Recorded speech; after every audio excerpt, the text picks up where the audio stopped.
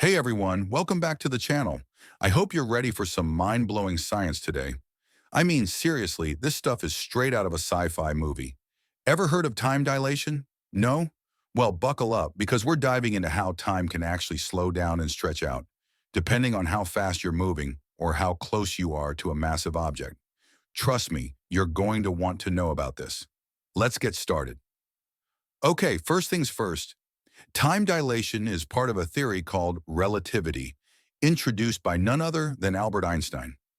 Yup, the guy with the wild hair and even wilder ideas. Basically, Einstein said that time isn't the same for everyone.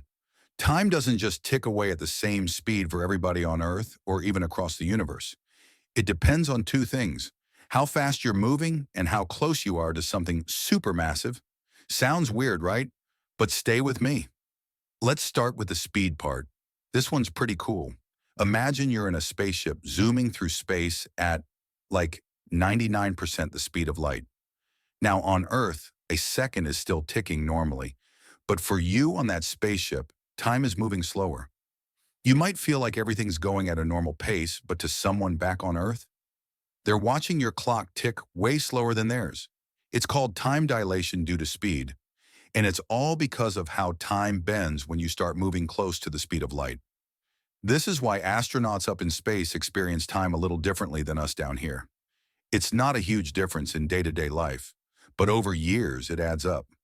Okay, but there's another way time can mess with you.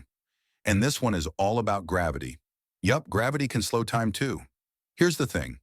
The closer you are to a huge mass, like a planet or a black hole, the slower time runs for you. Sounds like something out of a superhero movie, right? But it's totally real. So imagine you're chilling on the surface of a massive planet, way bigger than Earth, or even near a black hole.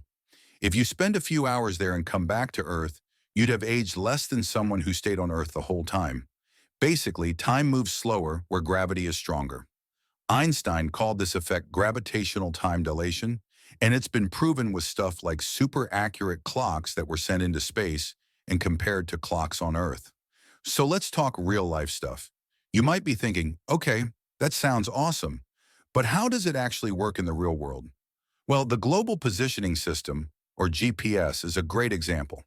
GPS satellites orbit the Earth at crazy speeds and experience less gravity than we do on the ground. Because of time dilation, the clocks on the satellites run a little bit faster than the clocks on Earth.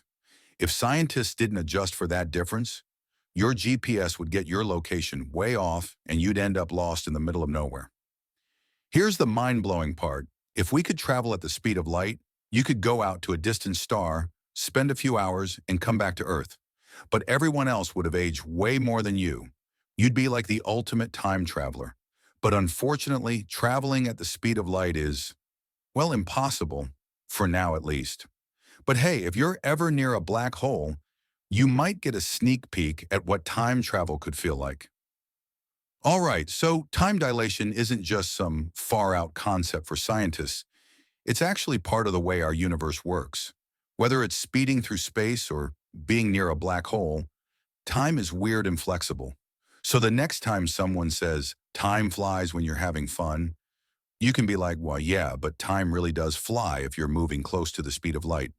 If you enjoyed this deep dive into the science of time, make sure to hit that like button, subscribe, and leave a comment about what you think about time dilation.